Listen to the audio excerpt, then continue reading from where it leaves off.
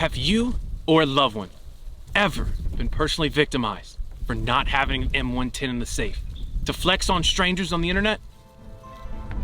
Well, here's mine. It's yours now, King. Honor, cherish it, and never clean it. You've earned it. And welcome back. Woo!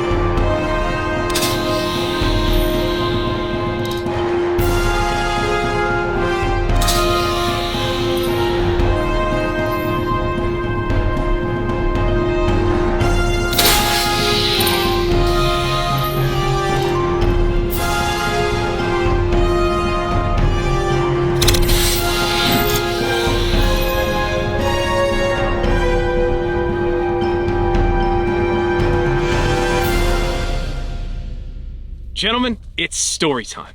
Picture this. You're a legend named Nicholas Irving, a sniper in the 3rd Ranger Bat. You have 33 confirmed KIAs in just one deployment. Unconfirmed KIAs, probably in the triple digits. You've earned the title of the Reaper. Special airplanes have to be modified to the weight to carry 17 Abrams tanks just to fly you back home because of the enormous weight of your balls. Your weapon of choice? The Knight's Armament M110. Ah, yes, the legendary Knight's Armament M110 Sass. We're talking peak 2007 global war on terror vibes.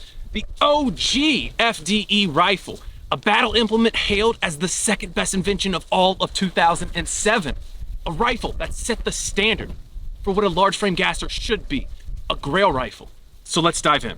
The military said, yo, we need to replace these old M24 bolt guns. The rate of fire sucks. They have 5-round mags. They're old and they're just not the force multiplier we need in our current combat environment. In comes the M110, a direct impingement gas operated 20-round semi-auto sniper system. Sass. At the time, there really wasn't much like it being fielded by the US overseas, especially with regular forces like the Army and Marine Infantry. We had accurized and modernized, and I use that term very loosely, M14s that weren't exactly reliable in the sandbox and were having tremendous amounts of POI issues. Special forces were using variants of the SR-25s in very low numbers like the 16-inch battle rifle and LaRue's large frame gassers as well. Overall, they were just very few and far in between. So let's talk about the M110, and let's start at the back. The M110 stock is very interesting. Essentially what we have here is a modified M16A2 stock with this button here on the side that depresses and allows you to change the length of pull. A metal butt plate here extends a few extra inches to tailor to each individual user's needs. Once you find that perfect length, screw down the button and it'll lock into place so it won't move on you. The stock mounts to the rifle length buffer system with one single screw here in the end, and there's a 2-piece plastic insert here, and that's where the major downfall lies. This thing is plastic. In my opinion, it is absolutely not combat rated. This is literally my 3rd insert, and I've been in exactly 0 combat zones with it. First time, I have no idea what happened. I just extended the butt plate here, and it all came out. Some crumbles of flat dark earth plastic death. Killer, right? Now the second time, I hadn't cleaned this thing in like 1,200 rounds. Just kept adding lube, like a lot. I'm lazy, all right? Judge me. Anyway, so I had a failure to extract in a match. time wasn't on my side because I'd probably just mag dumped at a full-size Iron Maiden at 50 yards and missed every single shot, whatever. So out of frustration with the gun's failure, I mortared it. Well, we cleared the malfunction and destroyed the plastic insert as well. Super rad. So yeah, kind of a garbage design. Good news is you can throw a standard carbine size buffer or a rifle length stock to retain the existing buffer tube in it and run just about any stock of your choice, which I highly recommend if you plan on actually using this weapon. So why is this heaping pile of junk still on my M110? Well, you see, my toxic trait is I keep going back to her to get hurt time and time again. This time will be different. It's probably time to grow up, but today is not that day. Moving forward, we have what makes this rifle super rad. Where these rifles are roll marked, the model, it will say SR25. But this is not one of those. It's roll marked M110. So like uber bonus points in the clone community. But does it make it pretty special? Well, about 99.99% of all KAC lowers, SR25 lowers, are rolled just that. In order to get something rolled this way, you either have to pay the $30,000 for the deployment kit or do some heavy research and hunting for one of these pieces that weren't really intended on leaving the factory this way. The lower is ambidextrous, which when this came out was a huge deal. Ambidextrous safety, mag release, and my favorite part, the bolt release can be dropped with just your dominant finger. It's a nice touch and a pretty big deal for the time. On the opposite side of the lower, you have a Knight's Armament logo and a UID tag for armory use. The trigger is a match grade 2-stage trigger. I used it for quite a while. However, I just wasn't a huge fan of it, and that's okay. It seemed to have just a lot of creep and some grit on that second stage before it actually breaks and the magic happens. Woo! So what I did is I opted to swap it out for, in my opinion, the absolute best trigger in the biz, the Geissele SSAE. Now, this lower will accept all other SR25 pattern magazines.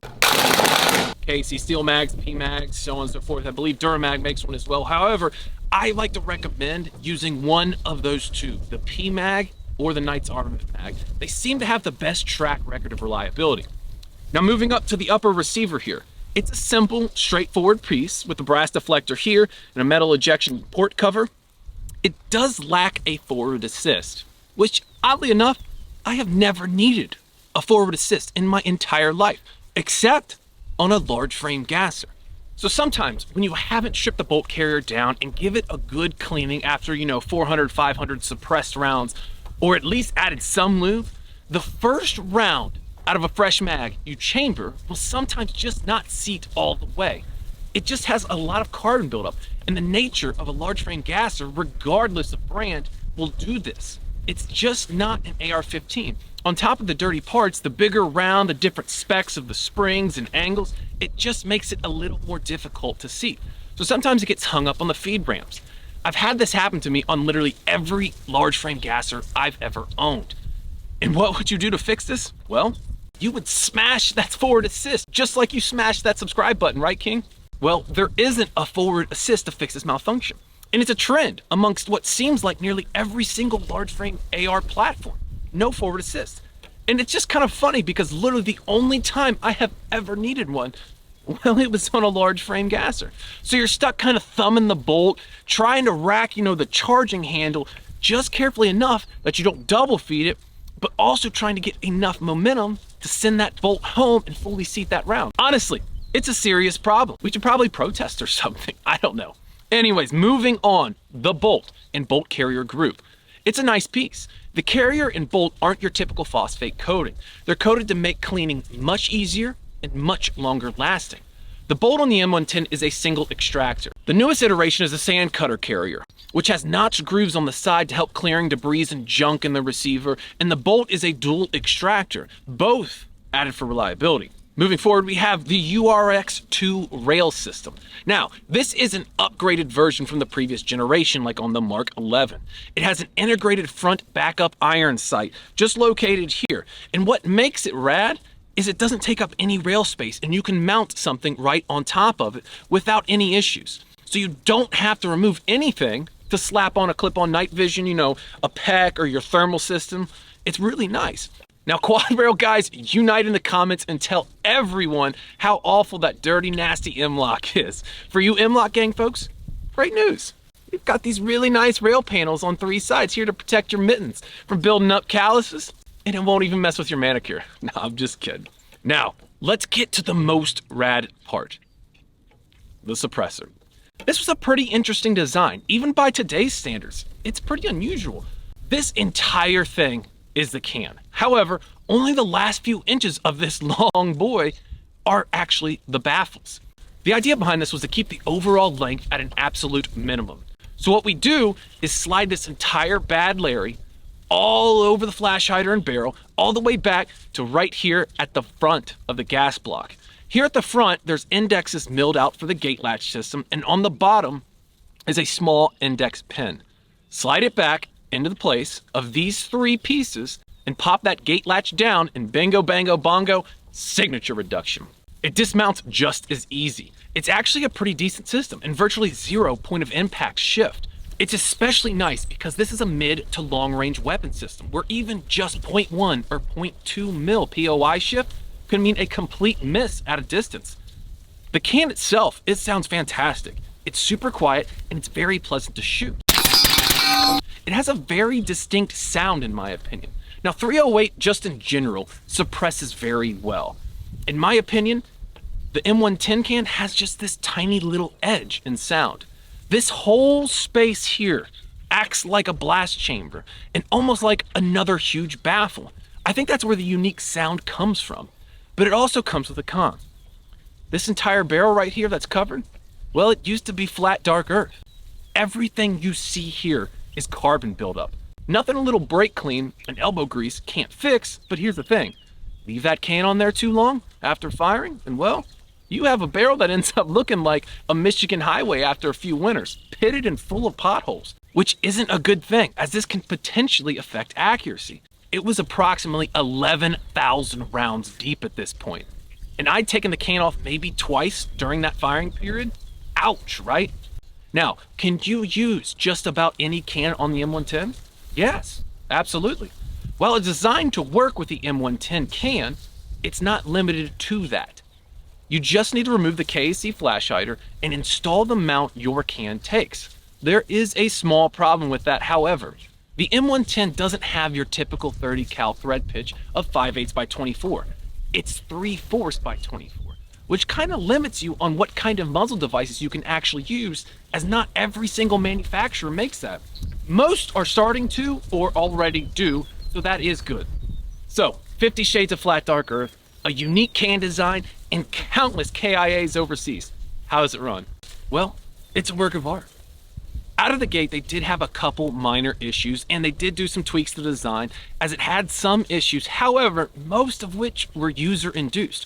Armors with a poor understanding of the SR25 platform, and how it works, and just a general lack of maintenance by grunts.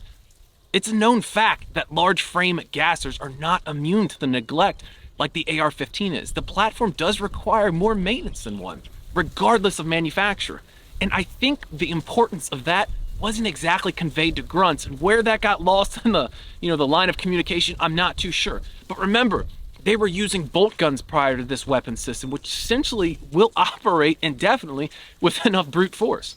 Introduce a suppressor that dumps a ton of extra carbon into the bolt carrier group and chamber, well, you're gonna start to see some malfunctions occur. With all of this in consideration, it's actually a phenomenal weapon system.